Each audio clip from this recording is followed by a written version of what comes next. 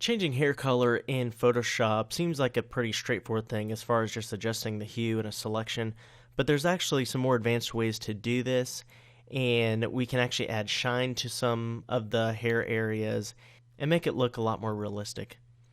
So go ahead and open princess.jpg. I'm going to give you a preview of what we'll be doing.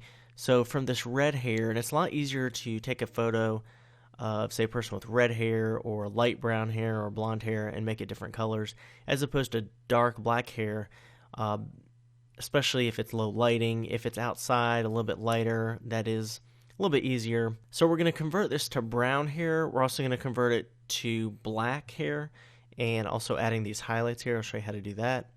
And we're also going to change it to blonde. I know the selection here is a little bit off, but I'm going to show you how to do that in this lecture. I'm first going to show you another method. What we're going to do is duplicate the layer. So if you want to work on the other one with this method, that's fine. And after duplicating this layer, we want to make a selection of the hair area.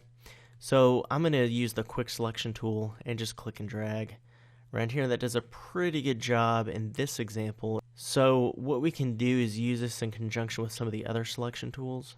So I'm going to actually use the lasso tool and hold shift and just click and drag. And it's okay if this is not perfect at this point. I'm going to actually use a refine edge technique, which is really good at just refining the edge, especially in hair. And if we want to subtract from, hold Alt on the PC or Option on the Mac, and we can click and drag and subtract from. So once you have that selection, just go to Select, Refine Edge. It says Output to Selection, and what you can do is actually just do Output to New Layer with Layer Mask if you want it on a new layer. And we also want to go to Smart Radius and bring that radius up a little bit. And you'll see, if you really overdo it, what it's doing. And we can also paint with this Refine Radius tool just along the edge there. Alright, and it should make the edge a little bit better, especially with the hair. Alright, so once you have a selection, and I would go back and spend some more time on this, but just for the purpose of the tutorial, click OK. And now what it's done is it creates a new layer with that layer mask. If I hit the visibility icon on the bottom layer, you'll see that we just see the hair. So with this top layer selected, go ahead and go to Image, Adjustments, Hue Saturation, and then we want to click and drag left and right, and it's going to interact with that original hue. So it may be over red, but it's actually making it blue because it's interacting with what's already there. If you want it just to be whatever this hue is here, so it's easier to tell what output it'll be, just click Colorize. Then it's going to lay that hue on top of it. So we could change it to red, even green, blue, purple, red, whatever. And you can adjust the saturation, and you can adjust the lightness, of course. Then you just click OK, and then you have a hair color that's changed. And of course, we would want to adjust the edge here a little bit. So that's one method of changing hair color. I'm going to show you a different method, though. So first thing we want to do, I'm going to duplicate this. So we're working on a duplicated layer so we can compare the before and after. With this, let's convert this to brown first. So instead of doing an adjustment layer, say with hue saturation, let's click on create a new adjustment layer, and instead go to selective color and make sure reds is checked, and it's going to select all this red area. Of course, it's going to select some on the cheeks and the lips, and we can mask out. Click and drag the cyan, magenta, yellow, black levels, and I found that with the top one, the cyan, if you bring it up a little bit, and then with the cyan, you bring it down to about 20s, and same thing with the yellow, and with the blacks, bring that up to about 20 or so, and I think bring magenta even over to the left a little bit more, and then yellows. Alright, so there's before and there's after, so that's pretty straightforward. That's just a different technique instead of doing the hue saturation. So let's group this, and there's our brown. So I just want to put that in there so we can compare and contrast. Now select the background layer and just Control or Command J and duplicate that again. And let's convert her hair to black now. And what you can do, and I'll show you also how to mask out areas that might be affected that we could also do in the other one. Any of these, we need to mask out certain areas and just leave the hair adjusted. So for this new method, what we want to do, instead of selective color, let's just use a hue saturation adjustment, kind of like the first method I showed. So create a new adjustment layer, go to hue saturation, and make sure, this is very important, instead of master, make sure you check reds. And bring the saturation all the way over to the left. And there's still a little bit of red in there, so if you do the plus, make sure you click that red there. There. Alright, so now it's just desaturated her hair. And if you had areas that you did not want in there, you'd hit the minus, but that's gonna, well, that actually does okay. Because her skin color, see, if you get too close to this area where she kind of has rosy cheeks, then it's gonna remove that from it, so you don't want to do that. Alright. So now that her hair is desaturated, we need to adjust just the darkness of it. So we can add another adjustment layer. And let's go to curves, and I'm just going to bring this down, make it a bit darker. Now you notice with these two methods, it's also affecting her face and the background and her skin. It's not just affecting this area of her hair. Well, that means we need to mask out. We could do this with the brown method as well. So choose a nice soft edge brush, make sure hardness is set to, let's do 0%.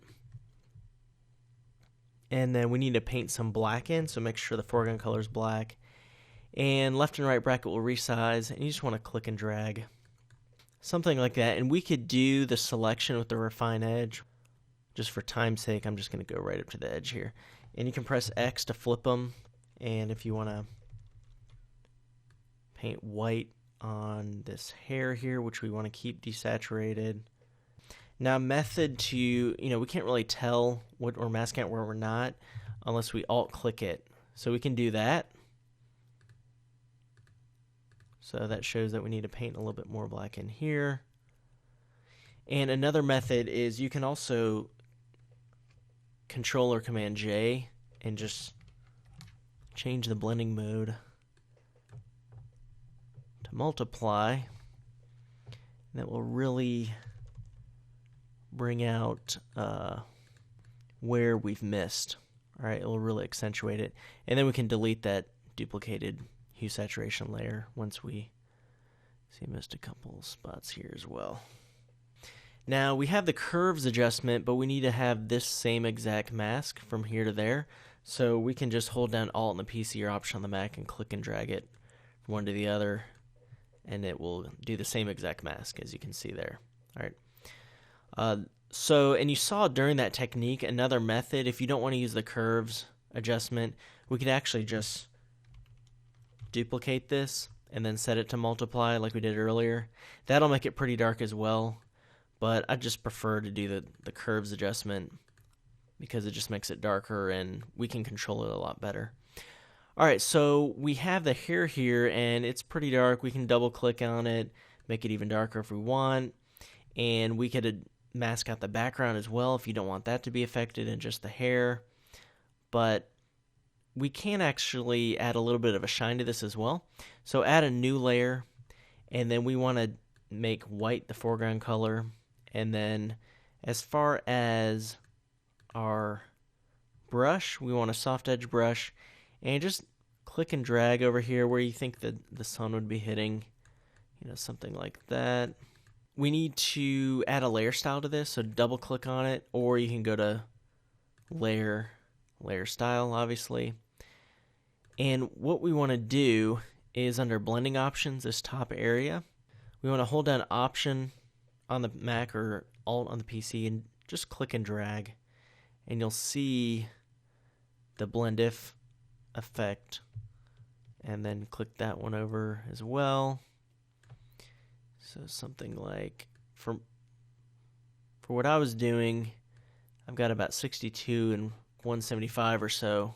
Alright, and then click OK. This is before and there's after. So it adds a little bit of shine to it. If you think it's too harsh or too strong, we can adjust the opacity of that so it's more subtle. There's before, there's after. So that's pretty cool. So I just selected all those and then created a new group. So we have brown so far, black, two different methods. One was selective color adjustment, and then the other one was hue saturation and a curves as well, and painting some shine on top. And we could do a hue saturation for the first one too. I just want to show you a different method. Alright, so next one is blonde hair, and that one's the most challenging. What we want to do is we have this duplicated layer. Go ahead and press Control or Command J. Let's go ahead and, for this one, do a selective color adjustment again. Make sure reds is selected there. And just bump up the cyan a little bit, maybe up to 30 or so, 30. Bring the magentas over to the left, they're negative 34 or so. And then the yellows, bump that up to about 45 or so. And then bring the black way down to about, let's see, like negative 61 or so. So it still has a reddish hue to it. So what we can do is actually press Control or Command J, and that will duplicate the layer, and then you can actually change the blending mode to screen.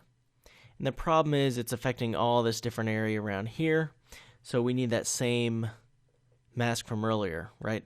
So instead of redrawing it, we can go to the black adjustment here we had over here, and Alt click and drag it over here. And there we go. We don't have to repaint it in, especially if we took our time. And I'm going to click and drag it again into both of those. Alright, so now it's in both of those. And you'll see an area where we missed. And that looks a little bit better. It's a little bit strong though, so you can bring the opacity down a little bit. Same thing with this one even. You could adjust it just a little. And another thing you could do is create a new layer and just paint, let's see, kind of yellowish, a yellowish hue on top with the soft edge brush. However, that looks terrible until we change it to overlay and bring the opacity way down. And you can still keep painting even after you change. And obviously we'd want to go in here and make a selection and just affect the hair. Alright, so with opacity at about 29% and overlay, it still is pretty strong, so I'd actually bring it down even more. And then we're getting toward that area where it looks a lot more realistic. Like if you look over here, that looks a lot more realistic blonde color. Obviously we'd need to go in and really adjust. And another way to bring on more blonde hair, which is the trickiest of course, is if I go back to this other photo here. This is already somewhat blonde. There's kind of a red tint to her hair, but we could do that other technique that I was going over to begin with. So if I make a selection here, just like earlier, and for time's sake, because I don't want you spending your whole time just watching me do a selection, we would get rid of that area inside there, of course, and do a refine edge. But just for time's sake, just add a new adjustment layer. So we'll go to, we could do hue saturation. We could also do color balance, which I haven't covered yet. So either hue saturation or color balance. And you notice when I added that adjustment layer, it already applies the mask to the area that I had selected.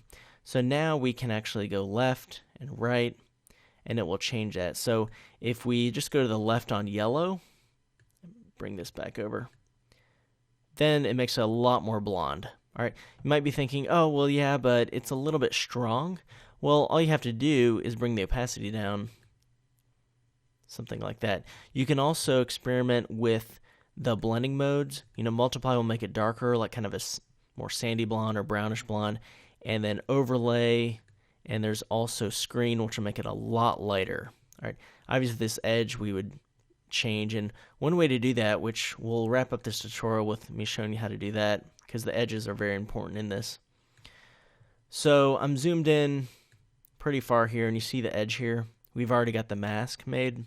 What you can do is, I have the foreground color set to white. If you click and drag the edge here with the soft edge brush, it just makes a lot softer edge.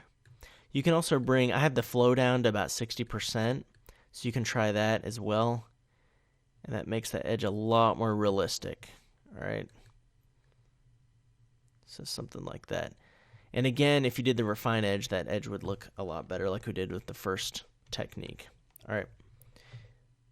But the cool thing about using a mask is we can mask out after the fact. And we can paint some content back in as well.